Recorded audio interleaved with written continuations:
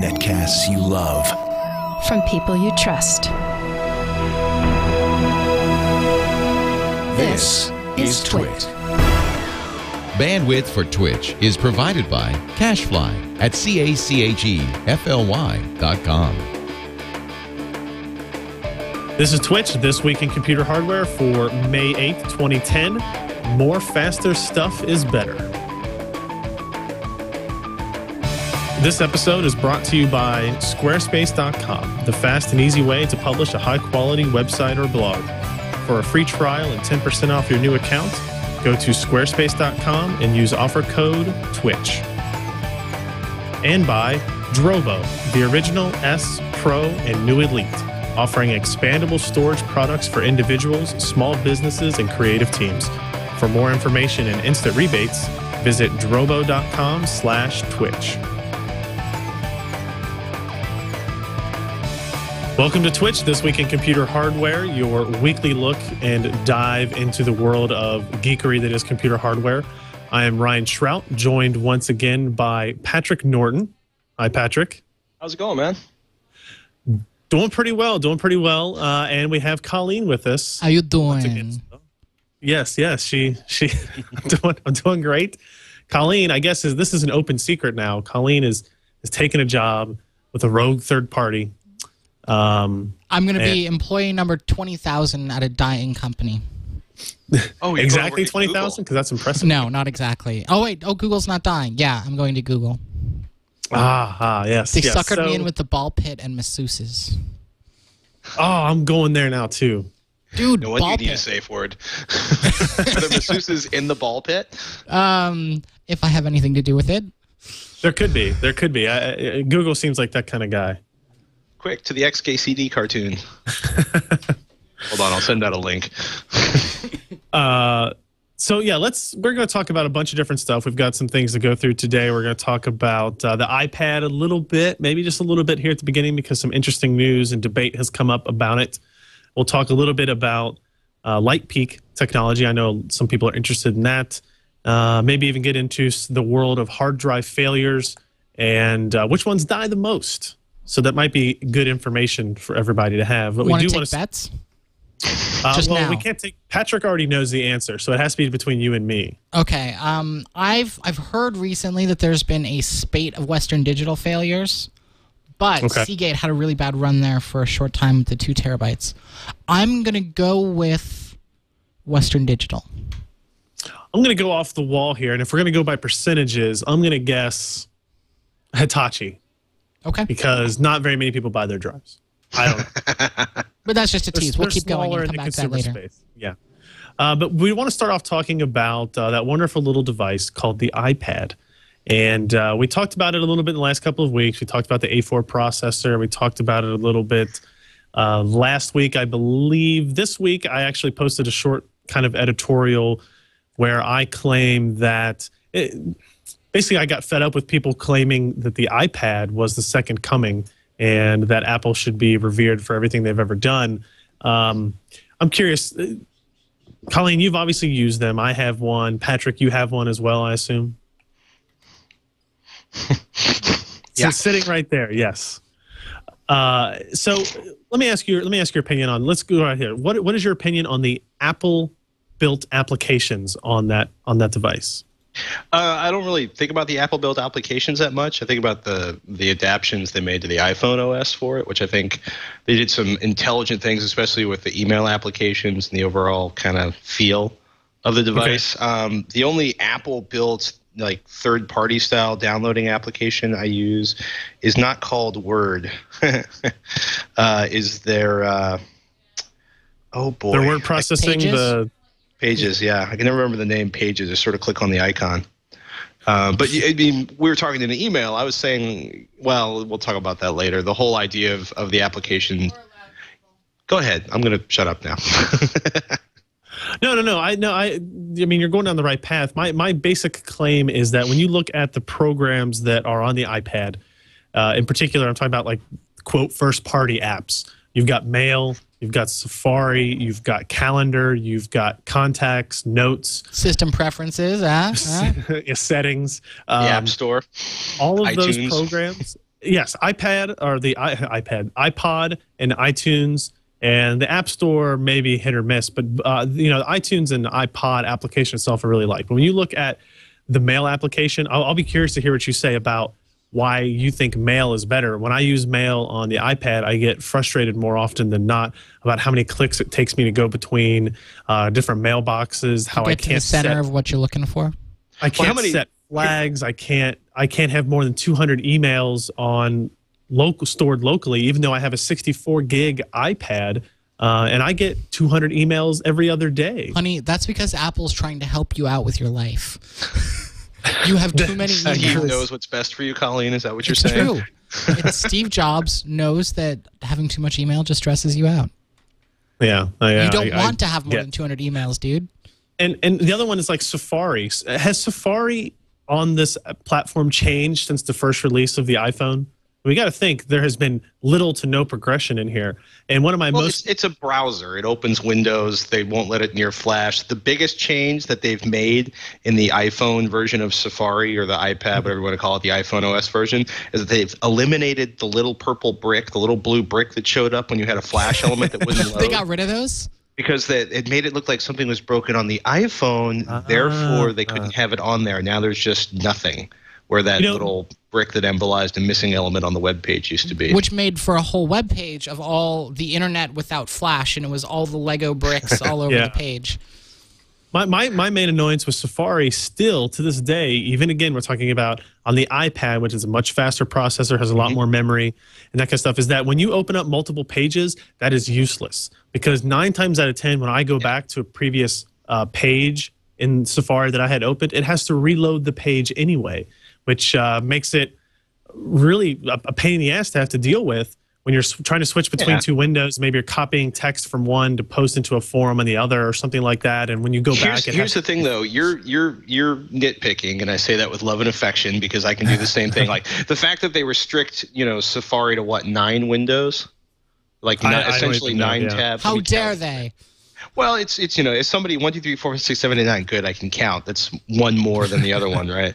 Than the iPhone is irritating. Right? I like to have 10 browser windows open with 15 tabs open in each. I'm in full-on research mode. I got a bunch of windows. The thing is I also found it fascinating that just as the iPad gets really annoying because I can only have 9 browser windows available at once, and they do the annoying reload thing every time you launch them because you don't cache anything off the browser pages, which is supremely annoying. Well, isn't offline support also being implemented in HTML5? It's actually part of the standard. Which is why Gears went away. Well, it's going to be interesting to see how long it takes. It's going to be interesting to see what happens with the iPhone OS 4.0 in multitasking, how that impacts it. But the thing is what is interesting about the iPad is, and this is one of the stories we're talking about. Apple announces literally the day they released the 3G that they'd sold 1 million iPads already. Then the iPad 3G launches, and they probably sold a whole bunch of them. Although the 3G version of it is not nearly as splendid as I would have liked, other than including a GPS receiver. iLounge, by the way, did an amazing analysis of exactly how many megabytes it takes to do a lot of standard things like load a Facebook page or, check all of your Twitter accounts or something. And it's amazing how fast that $15, 250 megabyte, limited version. Don't bother, especially if you want to download a movie. But when you look at this, it's funny because there's been, tablets, whether they're involving this is apparently Netcam for not tablet but the stylus that you poke at a tablet. Oh, right. Stylus space. They've been crashing and burning forever, right? You know, what was the original Apple mobile device that everybody forgets from 1,000 years ago? Leo probably has one on his shelves stashed around there. But it's a really interesting thing because tablet computing, other than in vertical markets like insurance companies and hospitals, has kind of always failed a bitter death because like somebody who has to fill out forms all day and it's all, you know, a computerized process, you know, they obviously can set up a form for a tablet and make it really fast and easy. But the interaction between, you know, a stylus or your fingers has never really worked very well in a lot of portables. And it's not for lack of power or graphics power, it's just for lack of A, end users being used to the interface, and B, the interface, if not being intuitive, then being common enough that everybody kind of understands how it works. And that's where it's really interesting that I was saying is the iPhone kind of leads into the iPad because you've got 7 or 8 million iPhone users, probably in the United States alone, that understand the basic grammar of moving things on the screen and opening things up. Right. Are there a lot of restrictions within the operating system? Absolutely. Not being able to run multiple apps simultaneously, no multitasking, incredibly irritating. But it's also one of those things where, you know, the Apple kind of like, you know, veil of silence came down and it's like, we're going to let you run one application at a time unless it's like a navigation application with, you know, iTunes running in the background because it's the only way we can guarantee battery life. And it's a weird, you know, they're annoying decisions, but they did that because they wanted, there's 3 or 4 perceptions they wanted overall to preserve in the interactions between the end user and the hardware. And one was that the battery life was good because they're still living down the battery life debacle on the iPod. 2 is they wanted the seamless integration of your fingers in the screen. And 3, I can't remember what it was, but it probably involves having no buttons and no stylus. And because of that, they made this, you know, everybody's like, oh, the iPhone is, you know, it's a big player. It's gone from nowhere to like 18% of their 15 or 18% of the worldwide market in a very short period of time.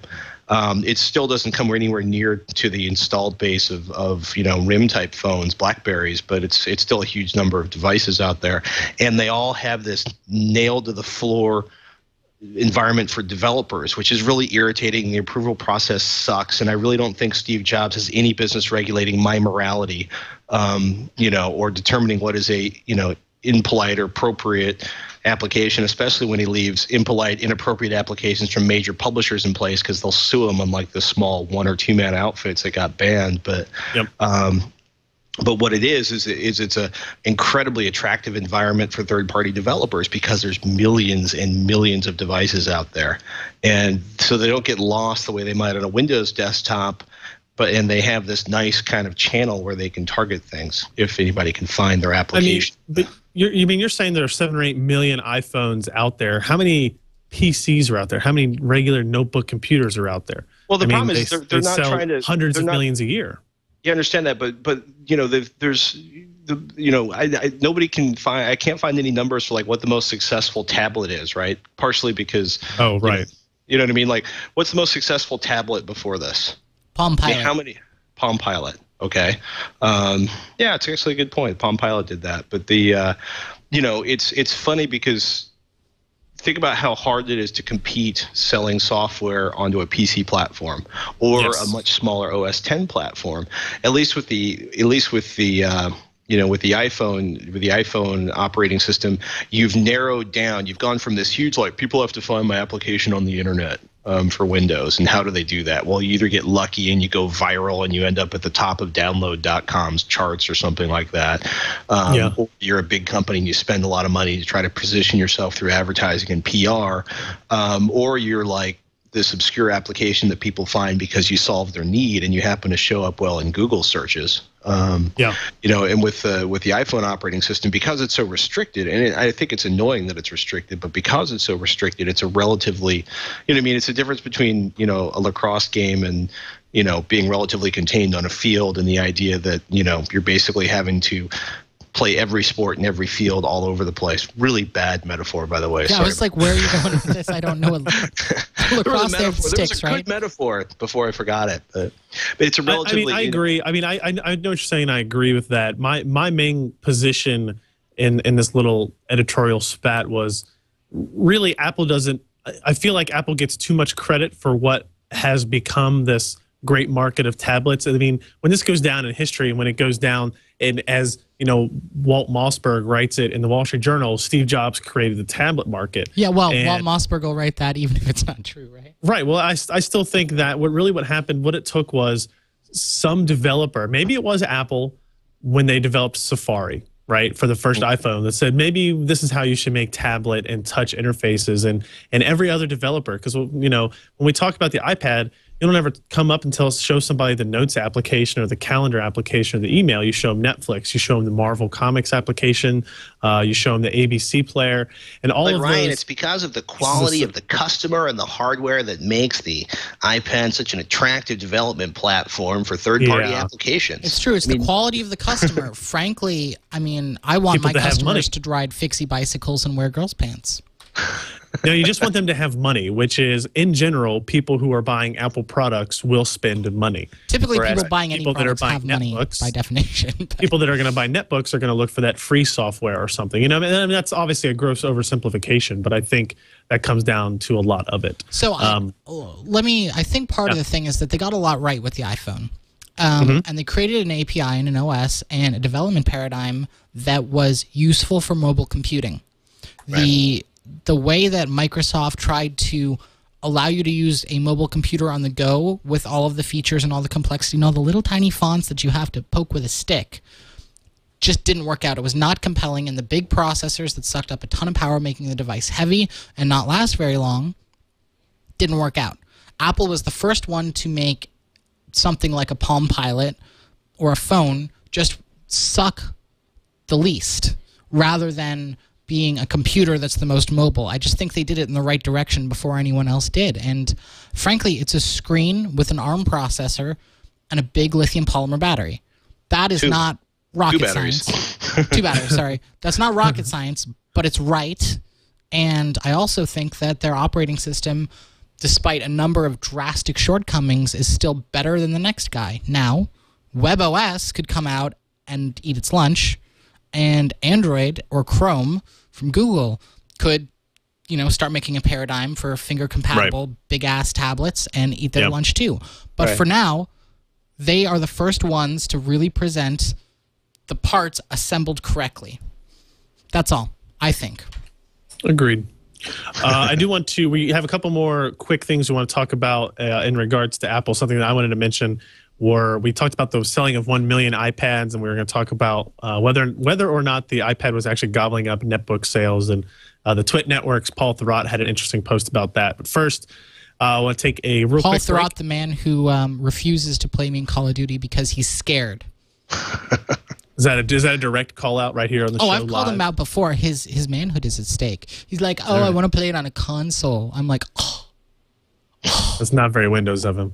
No, it's not. But I do want to take a quick second to thank one of today's sponsors. Squarespace.com is the fast and easy way to publish a high-quality website or blog. For a free trial and 10% off of a new account, all you have to do is go to squarespace.com, and 10% off for the lifetime of your order. You can use offer code TWICH, TWICH. If you've never used Squarespace.com before, you should definitely go there and give it a shot. It has an easy-to-use user interface for creating and managing a website. It's optimized for both beginners and CSS experts. So if you want to get into the nitty-gritty of the code, you can do that. If you don't want to have anything to do with it, there are lots of templates for you to go through, lots of easy ways to modify them, colors and fonts and that kind of stuff, without having to get into learning HTML or anything like that. They actually have hundreds of these different design templates. The service includes modules for blogs, forums, photo galleries, forms, Google Maps. They've got website tracking. They've got integrated search engine optimization. You know, you can do permissions, access handling. So if you want to have multiple people posting to this blog, you can do that. It's all really easy to do. The cloud architecture that they've built it on is built for speed and site stability. So if you get a lot of traffic, all of a sudden you get your site hit on Dig or Reddit or Slashdot, their architecture is built in a way that they will be able to provide you the performance and bandwidth you need to sustain that traffic. Through an Ajax interface, again, so dragging and dropping components around the site design is really easy to do. So if you want to try it out, absolutely free. All you have to do is go to squarespace.com, and no credit card needed. 10% off of the life of your order if you use offer code TWICH, TWICH, and we thank Squarespace for their support. Back to the iPad real quick. What did you guys, Patrick mentioned they sold 1 million of them, and then there was a story that came out today with the title of How the iPad Gobbles Up Netbook Sales. And it's from a guy posted nom, nom, nom. on the Fortune's website about how the release of the iPad had totally destroyed the netbook sales, and they had plummeted even as recently as the month of March and April. And then we've mentioned Paul Thurrott wrote a contradictory article to this where he's like, so maybe the growth of netbooks has slowed, but they are still growing and they are still a huge market. I think the number he gives here is they're predicted to sell 45.6 million sub 12-inch netbook computers in 2011. Projected next year. For next year. Right, because the Fortune story is based on a Morgan Stanley analyst named Katie Huberty, who was looking at, I guess he started looking at the Palm acquisition by Hewlett-Packard, and it's an interesting idea. So the analyst proposal is like, what happens if HP builds a tablet computer around Palm's WebOS? And it's kind of crazy because, basically this is an analyst doing projections, which basically means this is somebody who works for Wall Street, basically, guessing, using research to guess about whether or not you should buy a stock. Please allow me to pull something out of my ass for a moment. Yeah, but what's interesting is there's a chart on there, and it basically says that the idea is that the growth on the netbook market is flatlined. That said, quote, sales growth of these low-cost, low-powered computing devices peaked last summer at an astonishing 641% year-over-year growth rate, which is really normal because when a new product category comes out, there's a huge adoption rate, and for like the first year and a half, and then the growth flattens out comparatively because all of the early adopters bought them, and you went from a market that was 0% to an actual growing market. But she's saying part of it was a survey where the people surveyed claimed that 44% of U.S. consumers who were planning to buy an iPad said that they were buying it instead of a netbook or notebook computer. I don't think that'll limit the sales of netbooks, though. I mean, netbooks are fully functional computers that do everything slowly for cheap. I get mocked I've actually used nothing but a network. I spent a month basically living on a Dell Mini 10 for work. And I've done that. Yeah, I mean, it also is amazing. It's one of those things. It's kind of like swimming while towing a weight, or it's like running while towing a wagon, and you take the wagon off. But you get there.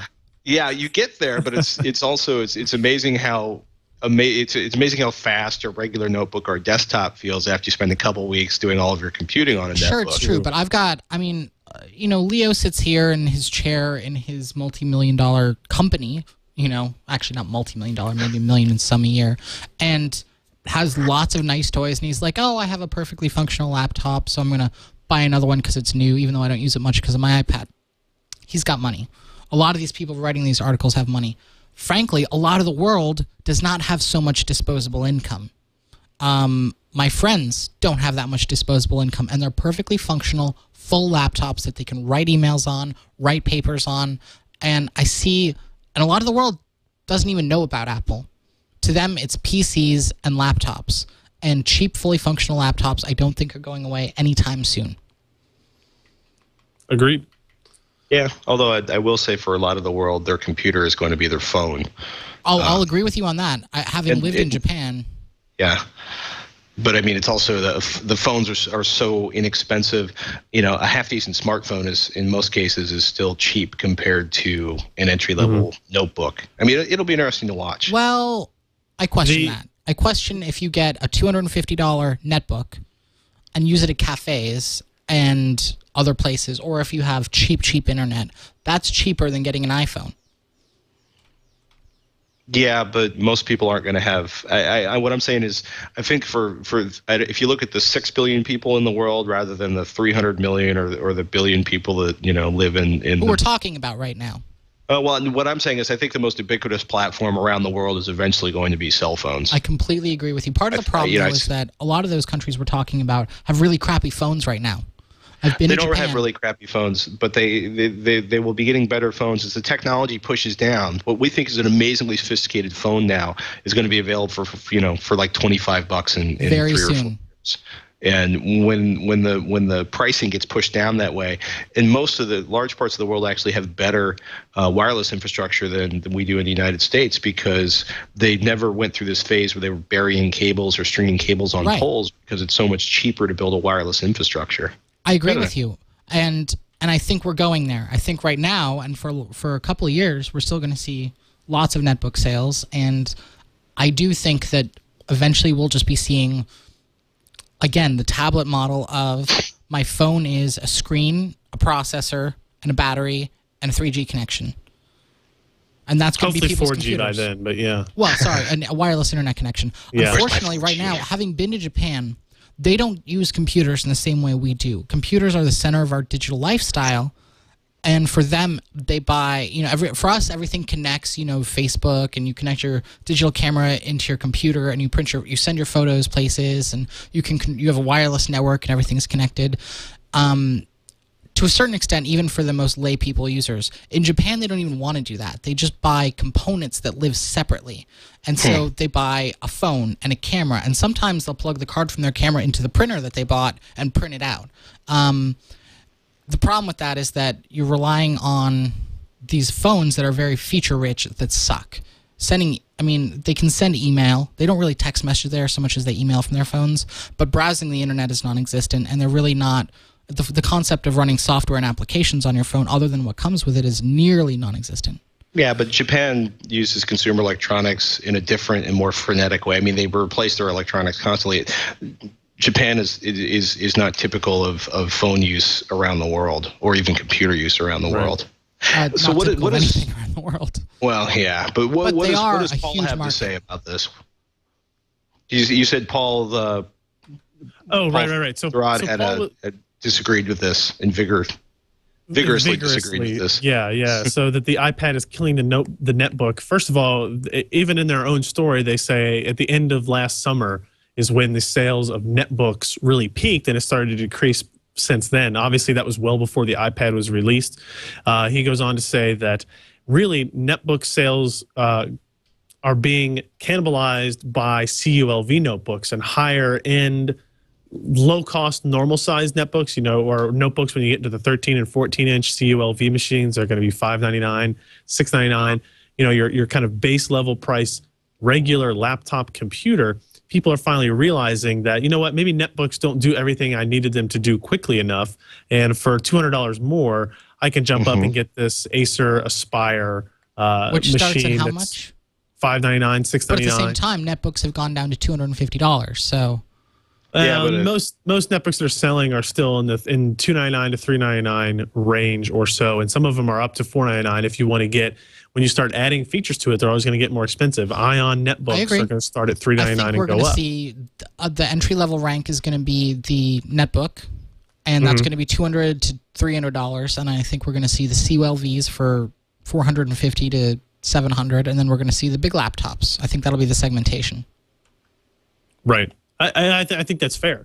So basically, Paul was saying that don't trust the opinion of this report that was written by a person that is maybe trying to recommend somebody buy an Apple stock or something like that. Right.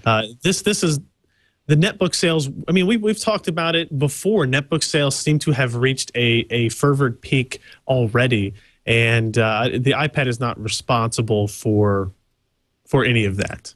So it's over. The iPad's everywhere. They've won everything. Let's move on. Yeah, exactly. I think some people are a little, maybe in your world, okay. Now, for people who maybe are interested in getting a non-Apple device, we had a couple of links here thrown into our show notes about if you don't want an iPhone, what can you buy and what are you excited about buying in terms of that new piece of hardware, that new device. Was this, Patrick, did you put these links in here to the Sprint HTC Evo? This Sprint phone is my next phone.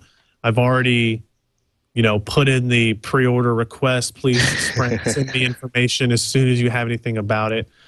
This is and it's going to be a 4G phone, and I don't even have a 4G network where I live here in Cincinnati until the end of this year. But you can make believe. Yeah, well, you know, I've used Sprint's wireless broadband for a long time with a 3G modem. I just upgraded to the overdrive, which outside of some overheating issues when it charges has actually been pretty good. What's interesting is I got to see at CTIA, I got to get hands-on with Sprint's HTC Evo, and it's it's an amazing phone because it's fast. It's got a 1 gigahertz Snapdragon processor. It's got the 4G connectivity, which, you know, Sprint's slowly rolling out over the United States. Hopefully they'll actually be in my neighborhood by or San Francisco by the end of this year. They will eventually roll out 4G across the entire Sprint network in the United States. The screen's gorgeous. It's like a 4-inch 480 by 800 screen. It does HD video recording. I like HTC's interface. It's got a good tactile interface. It's not like Synaptic or anything. It's got a really nice video camera built on board, but the best thing about it is it's also a router. So not only is it a phone, but you can use the onboard routing functionality to share with 5 or 8 devices. I think it's 8, yeah.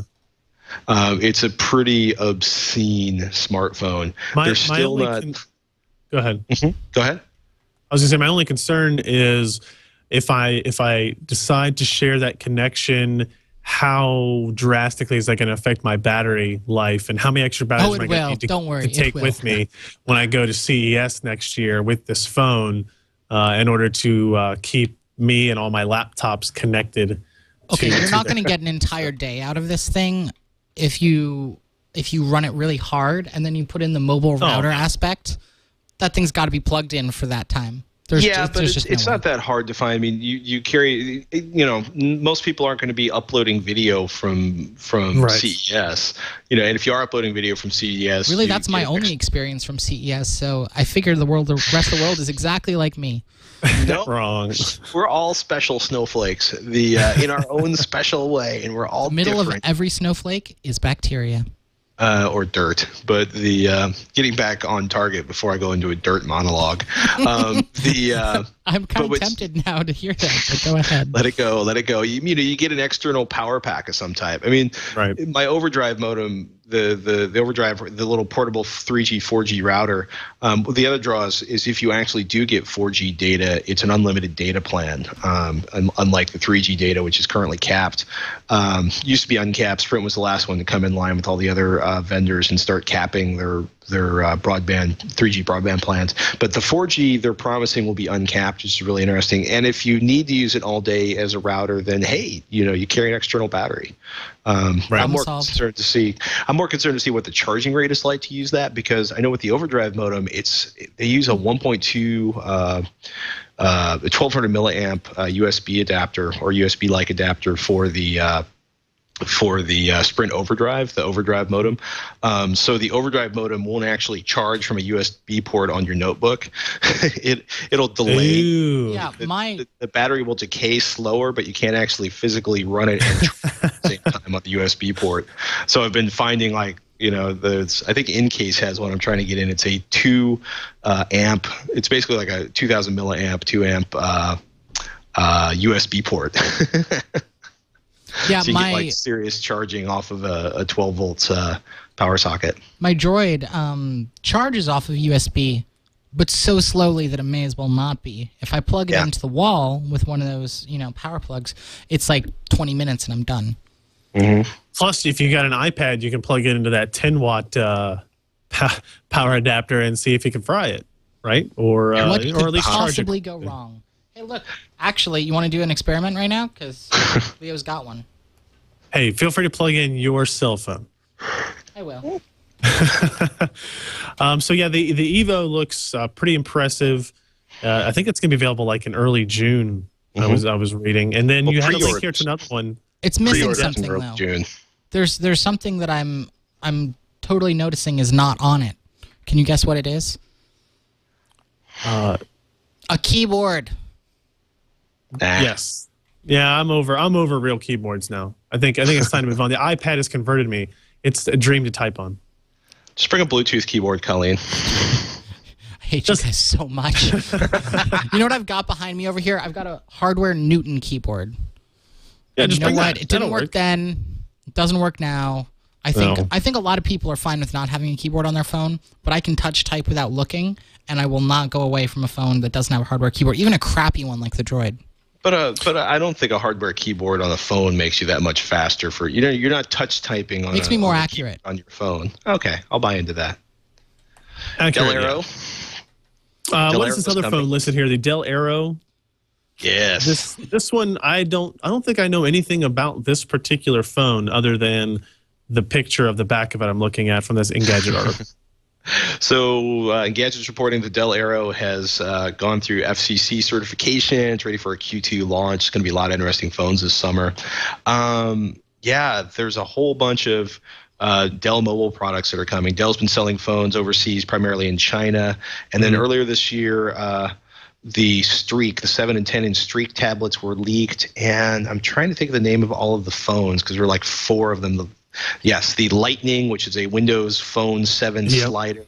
The Thunder is the Android phone. And then the Flash and the Smoke are mid-range Android phones. So there's literally 4 or 5 really interesting-looking phones coming from Dell. And it looks like the first of them is going to be showing up probably, I'm guessing, probably around June, It's funny July. because some of them look really good, but the Aero looks uninspiring. The one I have on the screen is one of the good-looking ones, but... Yeah, I think that's the Lightning you're showing up there on screen. The Aero, the Aero is an Android-based phone. Right. It will be on AT&T. I'm just kind of impressed that this will be the first. It's not the first Dell cell phone, right? But it'll be the first in the U.S. Yes. Right. So now I've got the Aero up on screen. It's uninspiring. It's just kind of round and has a lot of extra space around the screen. Well, what do you consider an inspiring phone, Colleen? I like ones like. Have you seen I think it's the back of the Evo, or is it the Incredible? The one that has like the really cool multiple layers. Let me pull it up. I also like the Droid a lot. The Droid's really good. Mm-hmm. Yeah. No, and I think the Lightning, the one you showed up there first, is like a cooler looking design. But most people are going to pick function over form. I think when it comes to the mass markets, and so I'm looking at the Aero, and did you give us a kind of an estimate of when that one would be available now that it's gone through the FCC here? Well, they say Q2, so I'm guessing June. Soon. The tablets are supposed to show up in September? ?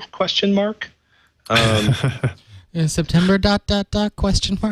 Yeah, there's nobody inside of Dell is talking to me about this, so I'm hoping. I got to get hands on with one of the tablets, one of the Dell tablets at CES. And it's for pre-production hardware. It was really, really nice. It had a good feel. It felt really good in the hand. The screen looked gorgeous. They were playing HD video on it. Not a whole lot of details out on that one. The one that was like the Streak, which is formerly the Mini 5, and I guess you're doing a 7 and 10-inch version of that one. Bad name. Who knows Streak. what the final name is going to be. I don't know. I grew up in the 70s. Streaking's okay by me. Oh, God. All right. We're going to talk about a few more items here. I know I still want to get some opinions on Light Peak technology, but I wanted to mention our second sponsor for today's episode. That would be Drobo. I'm sure you've heard all of us talk about Drobo at some point or another. I know Colleen is a big fan of their technology. I've been working on 2 of them. I just got my hands on an FS and an Elite here at the cottage. Nice.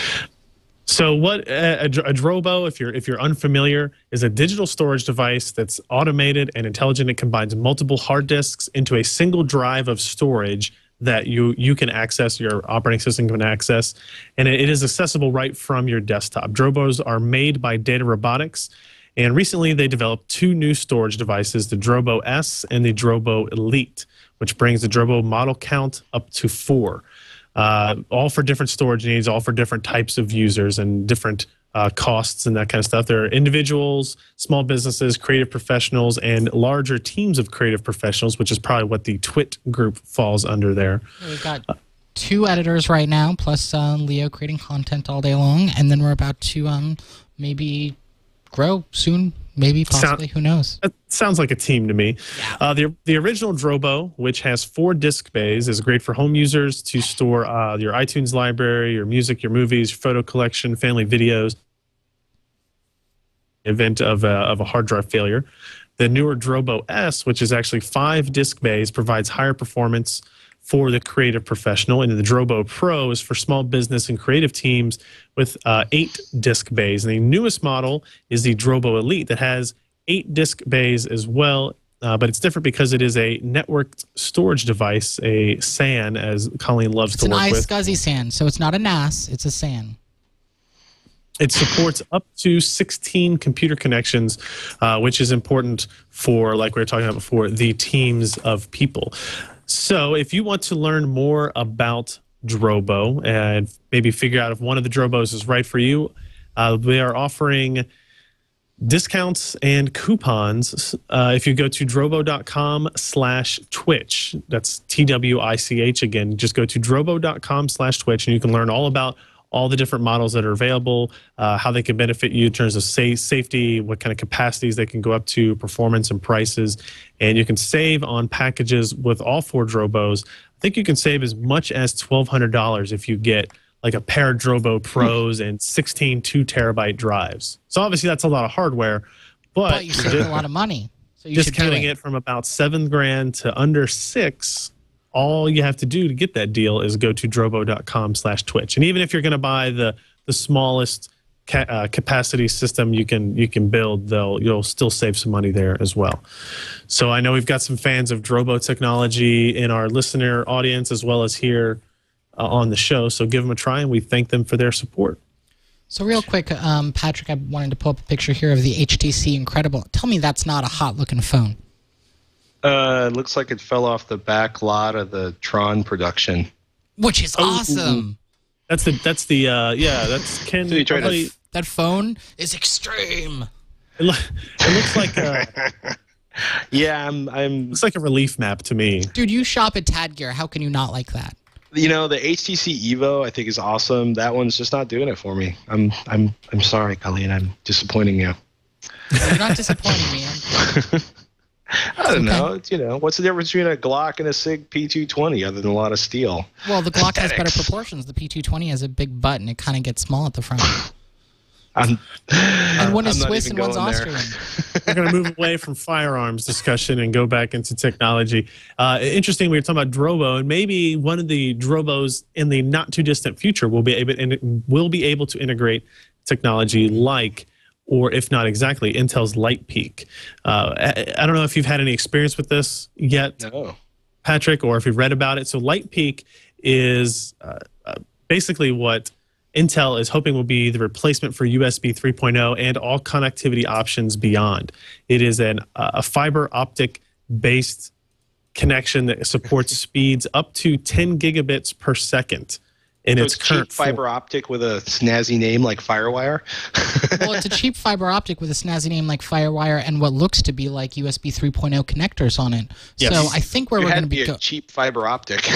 Where we're going to be going with this, I believe, is having LightPeak enabled USB 3.0 devices, or 4.0 if it ever comes out, where when you plug it in, the computer's LightPeak compatible and the device is LightPeak compatible, things just go ape. And it does 10 gigabytes per second, right? Gigabits. 10 gigabits per second, bidirectional. And so they're hoping that you'll be able to plug in one cable to your laptop, and it will essentially be like a docking station, except, it does your monitor, it does your mouse, it does your keyboard, it does all your storage, and they have high hopes. And that's to me the interesting part, is that it's USB 3.0, the USB personnel, the USB group is pushing the same direction with your USB 3.0. It's like, hey, well, look, we can do displays with this. We're not limited to external storage and mice and keyboards and that kind of stuff anymore. We're pushing fiber optics 4.8 gigabits for that. Yeah. But it uses a USB looking connections, but it definitely has different pinouts. There are power is sent independently from data, and I think, based on what I was reading, quite a bit more power on that. But Intel's eventual goal is to move beyond 10 gigabit. They're saying as hey, look, fiber and optical cables support terabits per second of bandwidth. There's no limit really to the speed that the cables can handle. It's what the chips on either end can handle. They demonstrated it to PC Pro recently, and they were showing off streaming 2 HD video signals out of a laptop. Wow, through a whole 2? Right. It doesn't sound that impressive when you look at it or when we say it like that. Especially since you could do that with USB 3.0 right now. Yeah. I mean, you definitely could. But this is not the first showing of LightPeak. This is the first showing of it in a laptop. It's built into a laptop. Here it is in a mobile form factor. See, we can get LightPeak in any system, big or small, that we want to. And like you're saying before, the idea is that I come home from the office, I take my laptop that will be my everyday, everywhere machine, and plug in a single LightPeak cable, and it connects to my docking station that has the monitors and the keyboards and all my external storage throughout the rest of the house. All of that data can now stream over a single connection at really, really, really fast speeds. And it's bidirectional, and we shouldn't see any slowdown. And it's all, it works in a not peered system, kind of like USB, where the bandwidth can kind of pile up, almost like a cable network type of thing. So it's pretty impressive technology, and they're saying that manufacturers will have access to this hardware by the end of this year, by the end of 2010. So let's start holding our breaths. I think that's a good bet. Well, but it's I remember when USB was this port that was on the back of PCs that didn't do anything. And at least at this point, people understand the idea that USB is good, FireWire is good, USB 3.0 is, if you're doing data transfers and have USB 3.0 drive, is amazing. But I mean, think about it. Think about how nice it would be if they're talking about starting with a spec that essentially is the hardware will handle 10 gigabits per second at launch and scale to 100 gigabits per second. 10 gigabits is like 50 gigabytes in 30 seconds. That's just it. Think about backing up your machines over something like that, or being able to move and all of your friends' machines. Yeah. No doubt. Well, it's funny. Like, one of the articles I was looking at earlier today, they were basically saying like they were talking about the amount of data or media data that's the amount of data we're storing at this point is growing at a ridiculous rate, and now petaflops is dead. And everybody needs to move on to was it zettaflops? I can't wait till we get to hellaflops. Which is like 1,000 zettabytes. Like exactly. Zettabytes, yeah. What I'm hoping for, there's talk that this might be also a networking standard for interconnects. I would be so excited if we could start doing fiber optic networking on a consumer level, especially if we could start using the same cabling for connecting devices like mice and monitors and networks and everything. But that's also going to be cable to rule them all, and then the darkness bind them. But there's one problem: is you cannot crimp fiber optics, which none of you listening probably actually crimp your own cables. Well, I guess with this show, some of you do. I do, but I try to avoid it whenever possible. Right at this point, crimping ain't easy, yo. But at the same time, fiber optic cables are pickier. Absolutely. There's the whole bend maybe radius they'll come issue. up with a new connection that's easier to do your own, or maybe it'll be so cheap. Who knows? But yeah, I can totally see you thinking like, okay, so it's going to cost me $9,000 to run fiber optic technology through my house, or it's going to cost $80 for me to yank cable through my house. Right. But in the end, isn't it all volume? Couldn't they theoretically get all of this almost as cheap as copper wiring? Actually, cheaper than copper wiring at some point if they can do it with polymers instead of using copper, which is an expensive metal. Glass is it actually? Ryan, is it actually like a fiber optic technology? Are they running light over glass inside the cables? Yes, it is optics. Yes. In which case, in theory, depending on how expensive the connectors are, in theory, it should be able to produce it cheaper than copper, because copper is more expensive than glass to produce. Glass comes from sand and soda ash and recycled beer bottles. So in theory, think about it. If we had one connector to rule them all, we could be running some awesome stuff up in this house, yo. The only downside is by the time this, scales and becomes cheap for everyone to buy, our data needs will have grown like orders of magnitude by then. And this is going to be. But at that point, we're going to need fiber. Well, I mean, with the and theoretical that's limitations of copper. By then. and that's what Intel's CTO Justin Ratner's basically said was, look, at 10 gigabits per second now, that's really, really fast, but it's not out of this world fast. But this there's no limit to what fiber can do. It can do terabits per second. So I guess that is a limit, but we can scale this. If we run fiber optic through all of our houses now, in theory, we'd be able to run at 10 gigabits today, 100 gigabits in 5 years, and a terabit in 5 more years, and that would give us a little bit more headroom. And if we do this one connection for everything type deal, then if the peering system works correctly, if the handshaking system and how all that works is great, then it wouldn't matter if I plug in my system TV. Where you can tap the computer in the stall next to you. Exactly. So it's just, it's one of those things where more faster stuff is better. I don't think anybody can argue with that. That's going to be the episode title, I think. More faster stuff is better. Write it down. You heard it here first. More faster stuff is better. I do want to talk with Patrick about our hard drive recovery and failure rates. This is something I think everybody should be paying attention to. And Patrick, you interviewed somebody just recently, Scott Moulton. Was that his name? Yeah, Scott Moulton from myharddrivedie.com. He kind of became pretty famous after a DEF CON presentation a couple years ago, where most people do hard drive recovery. Scott does hard drive recovery and forensics for normal human beings, companies, law enforcement, 3-letter agencies, and he's gotten really big on training people on how to recover the data off of damaged drives. And he did an amazing presentation 2 or 3 years ago at DEF CON. Actually, it's probably longer than that, but he basically showed people how you figure out which part of the hard drive died, and the idea of finding the same type of hard drive produced at the same time and swapping on the electronics, the PCB board, if it's a problem there. So we had him on Techzilla last week, and he talked about his favorite hard drive recovery tools, what they're doing now, how hard drive recovery has changed a lot in the last 2 or 3 years. And I asked him, so what brand of based on the failures you're seeing coming into the shop, what brand of hard drives are you buying? So you guessed. So, it was kind of less of a failure rate, more of okay, so when you're buying storage, based on what you see in the shop, what brand are you going?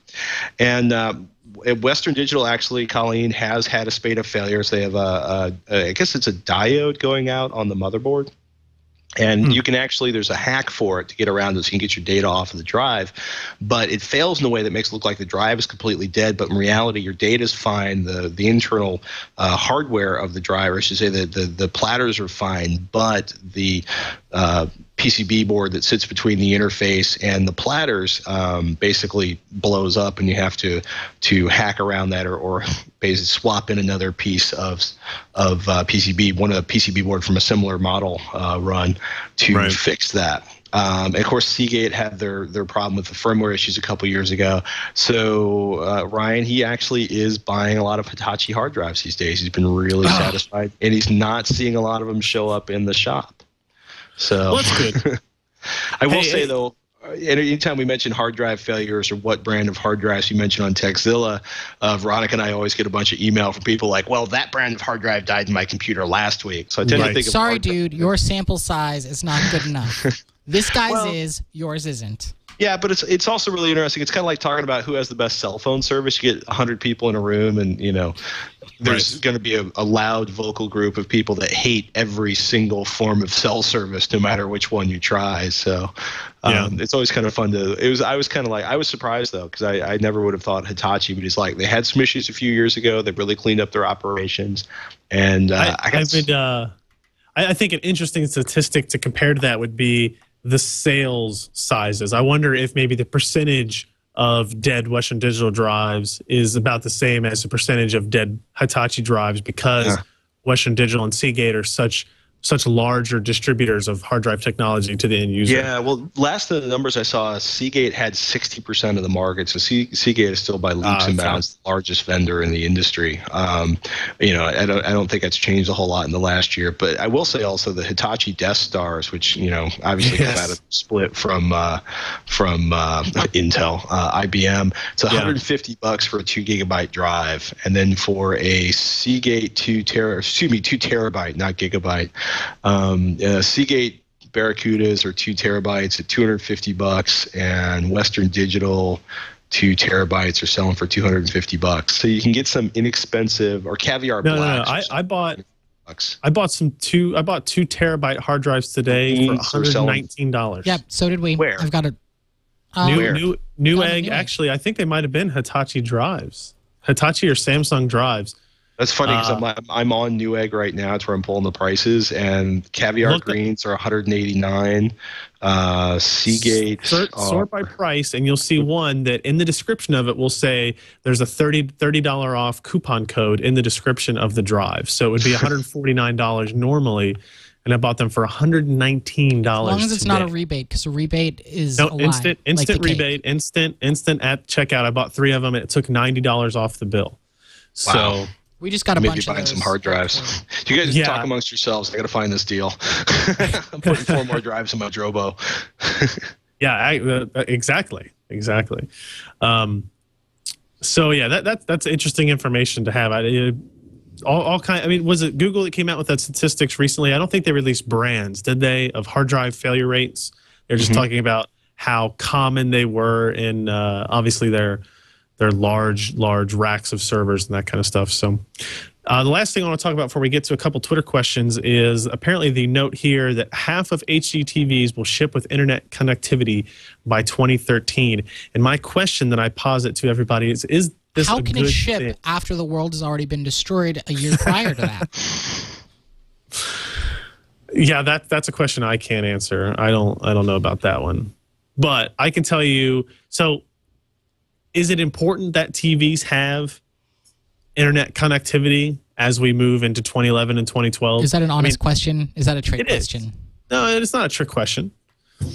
Well, do we want everything to be individually connected to the internet, or do we want the idea of single source of content streaming throughout your house type of thing? There's 2 good reasons to want an internet connection on every Blu-ray player and every HD TV out there, is because, especially on Blu-ray players, Robert Heron and I were talking about this on AC Nation when we taped it yesterday, is the quality of the output from a Blu-ray player.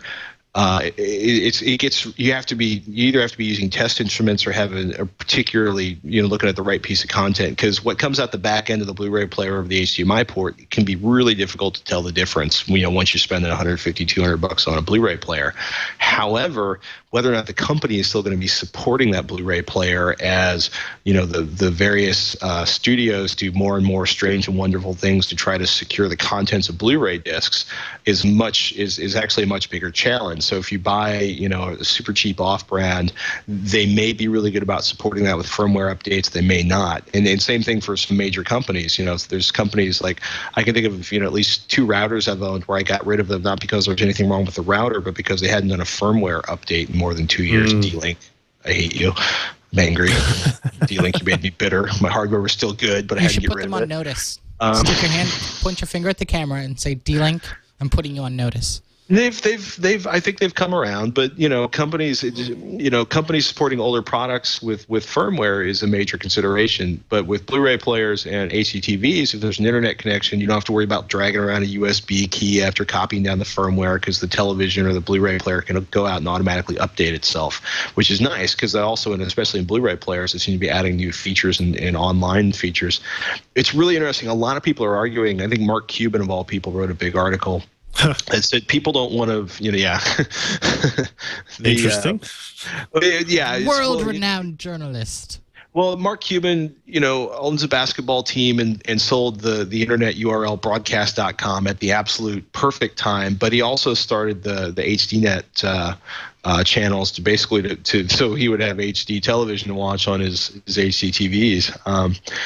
But the the interesting thing about what he was saying is he's like, people don't want to think about getting their content. Sure, you know, the three of us, a lot of the audience here are like, yeah, I've got a home theater PC and I'm doing this, and I've got Ceton's new 4-port cable card that allows me to record 4 HD streams simultaneously, so I can make sure I have like everything going at once.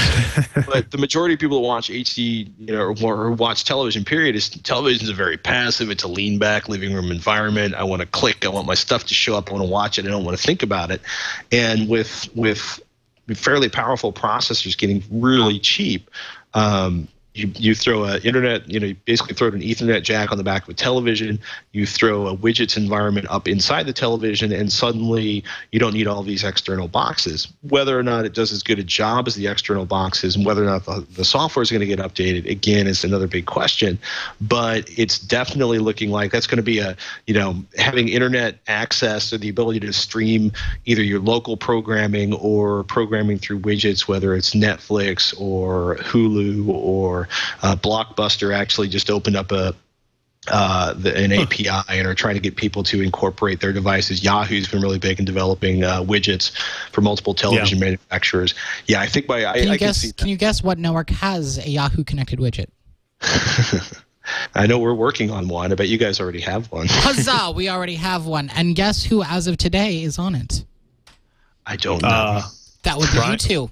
This Week in Computer Hardware is now available via video in iTunes, on twit.tv, and on all MediaFly connected devices with Twit applications like your Roku, your Android phone. I'm going to go buy a new TV. All of the above. Yeah, and it's amazing how cheap they're getting. I mean, a couple of years, Robert's guess is in like 3 years on the outside, a decent 50-inch HDTV is going to be costing around $600. As everything scales up and glass production scales up. So pretty amazing HDTVs, and hopefully pretty amazing content will be available in HD. So we'll be able to watch any episode of any program ever shot in HD instantaneously. It's starting to sound like a Quest commercial. Remember those Quest commercials you got in the entertainment? You know, the smart-ass girl leans over the counter and like every video program ever made instantly available in your room now, and it's like kind of like being in college and having access to internet too. It's like having really fast torrent connections is what it is. I like that thought. All right, so there's your information on the TVs. I was obviously setting it up for you to spike it in terms of every TV should have internet connectivity. It should, dude. Like, I agree. No, I agree, obviously, especially if they can watch Patrick and I. Oops, sorry. So. Go ahead, man. No, I was just saying, as long as they can watch me and Patrick and Colleen on it, that's why people need to have internet-connected TVs. It's a good plan. They can watch us right now, although I'm having a little bit of an issue with the album art on the Roku, or on the MediaFly connected devices, but it's there. And you can't necessarily subscribe to the video on twit.tv until Chris Charlton changes a PHP file on twit.tv, but it's in iTunes, and it's feeds.twit.tv/twitch_video_large or small. I'm looking at it on iTunes. It is there. It is there. So that's good news. All right, let's jump into our Twitter questions for this week. We had at least a handful to get through. We want to fire them out? Yeah, go for it. Let's do this. Jay Thatcher 79. Hey Ryan, I need a recommendation for a 1 terabyte or larger external hard drive. I'm trying to keep the cost under $100 if possible, but I will spend more for value. Okay, spend more for value is a little bit confusing me at first, but I was looking around on Newegg and Amazon, and there are a lot of external hard drives for under $100. Like a lot. Like I'm looking, and there's at least 20. There's at least like 35 on Newegg. So there's tons of options for them to go through, and there's every brand you can think of, from Toshiba, Hitachi, Western Digital, Samsung, Seagate, Cavalry, Eagle, Lacey, all these companies. I don't. The only ones I have a lot of experience with are the Seagate Free Agent and the Western Digital MyBook, and I tend to lean towards the Western Digital MyBook because I think both of these have software that will allow you to access that data in new, different ways. Like if you're throughout your network in your home, or if you go to the more expensive models, you can actually where the MyBooks are actually wired for network attached storage, then you can actually access your data from anywhere using their software, so you don't even have to be at home to access it. So there's some neat features there, but you're getting outside the $100 realm. But for 1 terabyte external, there's tons of options under $100. I mean, do you have anyone in particular that you like or have experience with? Western Digital, my book, 1 terabyte external drive selling for $99.99 plus $5 shipping. If you can find a 1 terabyte drive, I mean, I probably own 6 Vantech Nexstar enclosures. They're cheap. I pick them up locally from a computer store around here for like $20. You can grab one of those. Central? Yeah. Oh, they're so the mob. I don't know what that means. But they have shady business practices and shady connections to shady people. Anyway, go ahead. I would like to disassociate from that comment in case they have powerful lawyers, but they have always, they have my product. They freely disagree with me. Those are just my experiences. Yeah, no, I mean, basically there's nowhere else to buy computer parts unless I'm going to drive 45 minutes to an hour to get to a Fry's. That's the problem in San Francisco. Pay a lot of money to buy it at Best Buy. So Central Computer actually often has competitive prices with online, and it's a local business. So if it's 7 o'clock on a Friday, if I can drive really fast, I can still get that part I need so I can, play around with my computer all night. But yeah, Vantech enclosures, you've probably never heard of the brand. I hadn't. I've had pretty good luck with them. And you can pick up a 1 terabyte drive ridiculously cheap at this point. I think they're like $70, $80. Yep. So, if you want to think about rolling your own, that would be one way to do it. And there's like 3,000 brands of hard drive enclosures. And they're all basically a piece of extruded aluminum with a cap on either end, and attached to the cap on one end is going to be a little bit of PCB board with a USB port and a SATA connection and a power connection. You can screw them up, but most of the manufacturers seem to be doing a pretty good job with them. Cool. Our next question here is from Andros Lee. Says, just got the Sharkoon USB 3.0. I assume he means the external dock there. Do I need to be more careful handling the USB 3 cable than USB 2 cable since it is a fiber cable?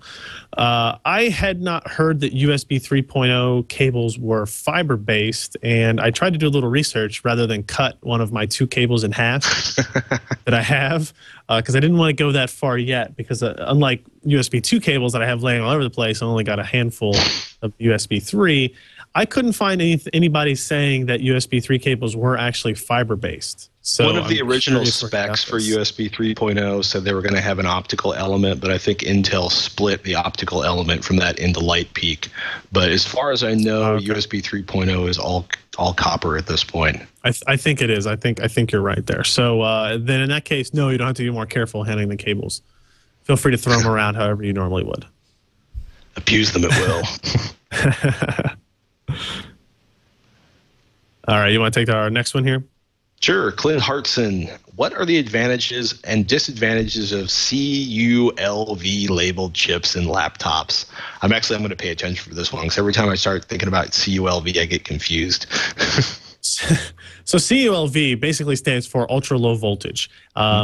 It essentially is, the advantage is you're running at a much lower power state, and it has a much lower top threshold of frequency and thus voltage that it's going to pull. The advantage of that obviously being longer battery life, the ability for a smaller, cooler design, thinner, lighter, doesn't have to have as many heat sinks and that kind of stuff in it.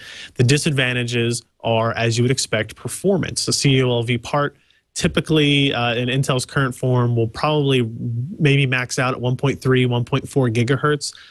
In the Core 2 type architectures. It's not very quick in terms of raw performance, but if you want to get a laptop that has 7, 8, getting close to 9 hours of battery life, this is the type of platform you have to use. I think the one that everybody points to is the Acer Aspire series. There's a handful of the CULV parts there that claim to get 10 plus hours of battery life, and in realistic testing are getting somewhere between 7 and 8 hours.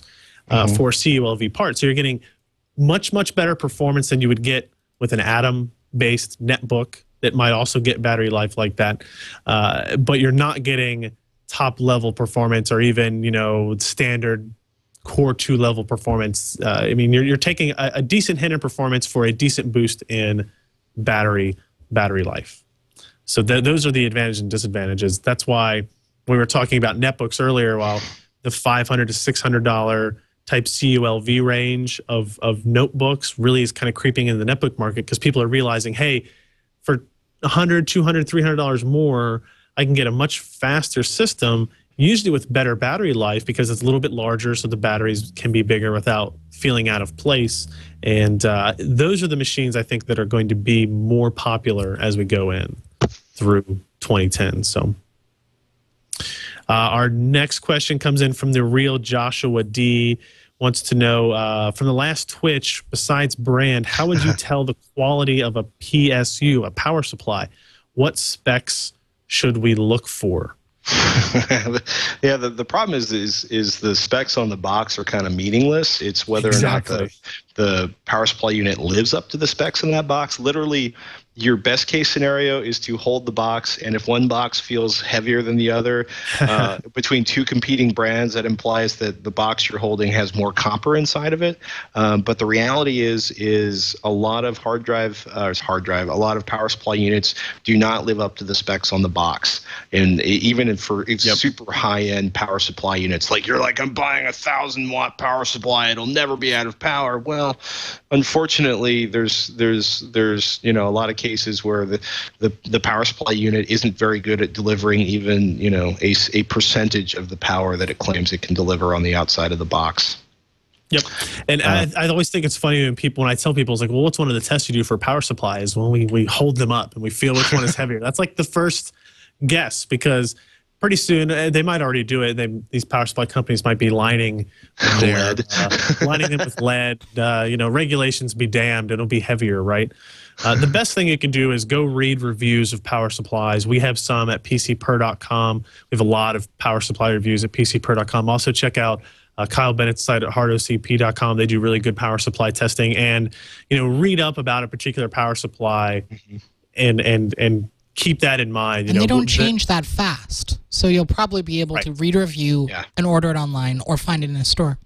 Yes, there was a time 2 or 3 years ago where power supplies were coming out every week, and it was a big deal. We have since slowed down. Once we got to that 1,200 watt kind of theoretical maximum for a US 15 amp power circuit, we kind of slowed down and started tweaking components and making higher quality builds that way. So check out reviews, and like Patrick said, don't trust what it says on the side of your box. Yeah, it would be so easy if you could just trust what it said on the outside of the box. They wouldn't lie to us. Just say that about anything in the world, right? Exactly. All right, how about our last question here? Vinyl Freak, are there any USB 3.0 multi-drive enclosures out in the market yet? 4 drives or more, please. I smell a RAID builder here. Yeah, I don't know of any enclosures like that at all for a multi-drive for USB 3.0. The only one I know of that's multi-drive is Sharkoon actually has a 2-drive USB 3.0 external dock where you just plug in the bare drives. That's as many as I have seen. I'm sure they will show up, right? Just like we had eSATA external hard drive bays and that kind of stuff. I have no doubt that we'll see USB 3 here. I mean, if nothing else, in June, well, actually, I guess that's less than a month away. In a few weeks, when I head over to Taiwan to go to Computex, there will probably be 24 of these types of devices that you're looking for on display, and we'll have information and pricing and availability about them then. Not a good answer for today. Well, I can give a little bit of help. If you're trying to get external drives without the issue of having USB 2.0 limiting you to 30 megabytes a second, there are external devices like the Drobo S or other RAID external RAID devices that use eSATA or PCI cards or anything like that. So you could go look at those if that's your issue. Yep, those as well if you have an immediate need. I mean, sure, they're not USB 3.0 where you can just pop it in and I mean, there are benefits to waiting, that's for sure. So so it's either wait or buy an eSATA enclosure. Or an iSCSI enclosure or a couple of other ones, but yeah, pretty much. If you have questions for the This Week in Computer Hardware gang, usually on Thursdays, Wednesdays or Thursdays before the shows, I like to post out there on my Twitter feed that we're looking for questions. You can follow me. I am at Ryan Shrout, just like it sounds on there, and we'll be able to ping you guys for questions when we get ready for the show. That is going to wrap up this episode of This Week in Computer Hardware. I do want to thank everybody for joining us. Patrick, where can we find you? If people want more of Patrick, where should they be? TEKZILLA, Techzilla.com or revision3.com/HDNation. One of those is an HT program, and the other one's all about all kinds of technology. And both of them are very good shows, and that is where if you wanted more of that interview with Scott Moulton on hard drives. Yeah, last week's episode. I can send you basically revision3.com/Techzilla, and I can't remember the cool rest of the URL. I'll try to look. I'll send that to Colleen. Okay. Right. That'll work. And Colleen, where can we find you for the next couple of weeks? Well, twitter.com/digitalkitty will keep going. I work for twit.tv until the end of 2 weeks from now, where I'll be going to work for Google, but I'll still be on the Twitters. So she'll still be on the Twitters. It's true. And you can find me at Ryan Shrout on Twitter, like we said, but we also run a website, PC Perspective. You can find that at pcper.com. We do reviews of hard drives, power supplies, motherboards, graphics cards, systems, netbooks, iPad editorials, anything you can think of regarding computers and hardware and that kind of stuff, we attempt to cover in some form or the other. Office chairs? We can do an office chair every once in a while. Yeah. If I get one of those really expensive Aerons, maybe you should see if they'll let you review one. Yes. Oh, if you work for Aeron, give me a call. But yeah, so that's it for this week. We thank everybody for listening and or watching, since we are now on iTunes. If you want to find us, the URL is twit.tv/Twitch, TWICH, and we will see everybody next week.